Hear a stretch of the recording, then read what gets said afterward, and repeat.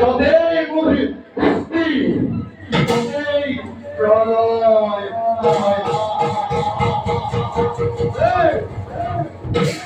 এবার কিস্তিময় অযোধ্যা রাজ্য অহংকারী রাজা দশরথ দর্প শূন্য পরিমাণ পাবে অযোধ্যা রাজ্য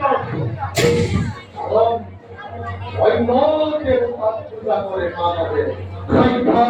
পাগল হবে আরে ও